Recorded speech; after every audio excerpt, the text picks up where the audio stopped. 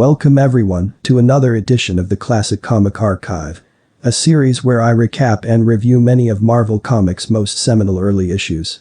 Our story for today is Journey into Mystery 83 from August of 1962. This issue marks the first appearance of Thor, as well as the Stone Men from Saturn, an alien race later to be known as the Cronins. The issue was written by Stan Lee and Larry Lieber and drawn by Jack Kirby. Our story begins with Dr. Donald Blake, a frail and partially crippled American physician vacationing in Norway. We see Dr. Blake as he's overlooking a serene view of the Nordic country's natural beauty. Yet as the doctor turns away to leave the area, he fails to notice the arrival of something wholly unnatural, an alien landing craft. Emerging from the craft are three green aliens, whose bodies appear to be composed of stone. The aliens marvel at how different Earth's atmosphere is from that of their home planet, a difference that increases their natural strength to incredible levels. One alien demonstrates as much, as he effortlessly uproots a large tree. Another proves just how invulnerable his body is on Earth, as he jumps off a high cliff and lands without a scratch. Yet the Stonemen are not purely brutish beings, as we see one pull out a sophisticated ray gun and completely disintegrate a large tree with a single blast. The commotion of the Stonemen's antics don't go unnoticed though, as an elderly fisherman sees them and quickly flees to warn his village. Yet the old man's warning is disregarded as lunacy by the village folk. Only Dr. Blake, who had overheard the fisherman's plea, wonders if he could be telling the truth. The next day, the inquisitive physician decides to find out for himself and heads off to where the fisherman said the aliens were. At the location, Dr. Blake discovers a set of footprints, which leads him right to the Stone Men, albeit from a safe enough distance that he isn't spotted.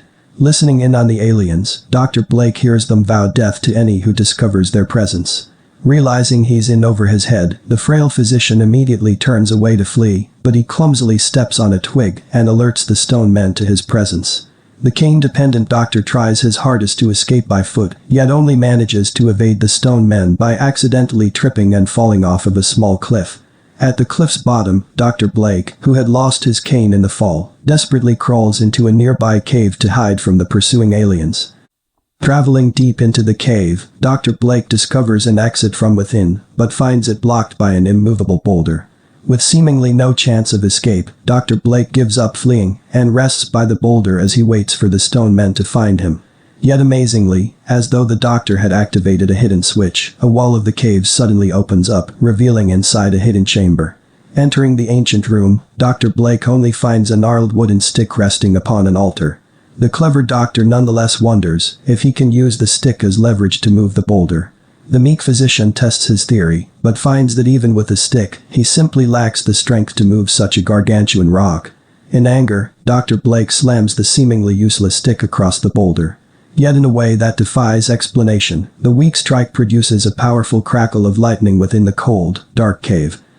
The blinding light then suddenly consumes Dr. Blake's mortal form and replaces it with that of a god.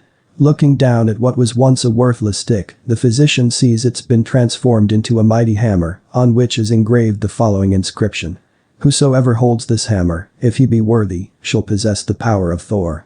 And thus Dr. Blake realizes that just as his stick has been transformed, so has he, as he has become the Norse thunder god himself.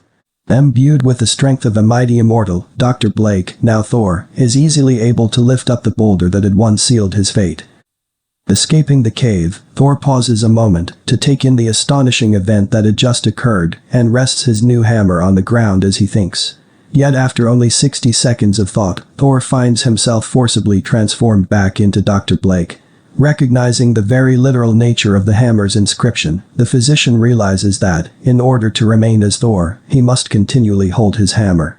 If he lets go of it for only a minute, he will be forcibly transformed back into Donald Blake. Grabbing the hammer and once again becoming Thor, the well-read doctor thinks back to his school days and recollects all that he knows of the Thunder God. He remembers that the warrior's hammer was said to be so heavy that only Thor himself could lift it. He then remembers that the hammer was also imbued with a special enchantment that magically commands the weapon to return to Thor after every hurl. The transformed doctor tests this enchantment as he throws his hammer high into the air, and sure enough, it returns right back to him. Thor then trials the strength of the hammer as he powerfully hurls it towards a tree. The mighty hammer effortlessly splits the tree in two and returns to Thor without a scratch.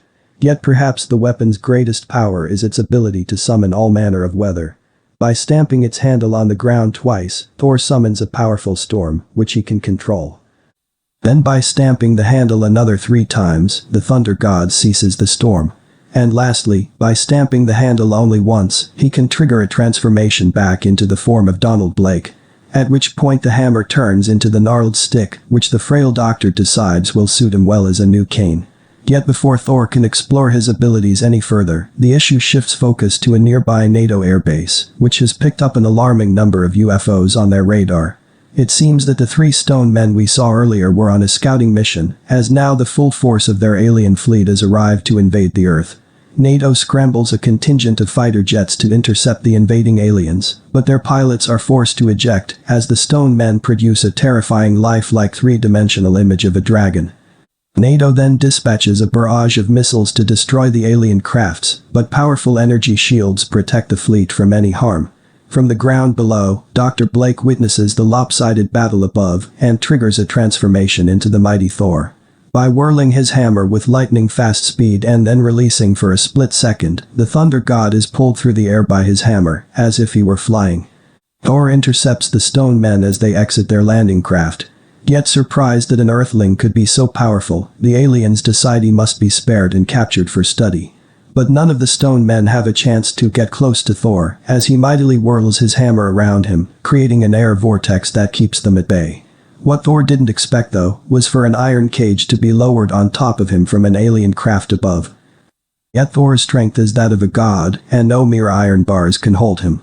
He effortlessly breaks free of his cage, at which point the stone men declare him too powerful to be captured alive, and now must be slain. They prepare to blast Thor with their disintegrating ray guns, but the immortal warrior is able to knock the weapons out of their hands using his hammer. Undeterred, the stone men confidently release a mechanical monster to defeat their foe. Yet even its menacing visage and towering size is no match for the power of Thor, as with only one strike from his hammer, the robot is reduced to rubble. Realizing the thunder god is unbeatable, the stone men frantically race back into their spacecrafts and quickly flee Earth. The issue subsequently ends as we see NATO infantry arrive on the scene, only to find it empty, save for one lone man, Dr. Blake. To them he seems nothing more than a frail passerby, but we know that in actuality, he now possesses the mightiest power ever known to mortal men. That concludes Journey into Mystery issue 83 and another episode of the Classic Comic Archive. But as always, I would like to offer a brief review of this issue. Overall, I thought that this was a solid, if somewhat bland introduction to Thor. With only 14 pages, this issue is the shortest I've reviewed so far, and I think it shows. The battle between Thor and the Stone Men was fun, if a little rushed. But I definitely felt a lack of personality from either Dr. Blake or Thor himself. Hopefully the coming issues rectify this, as we start to see Dr. Blake back in his normal environment and joined by a few supporting characters.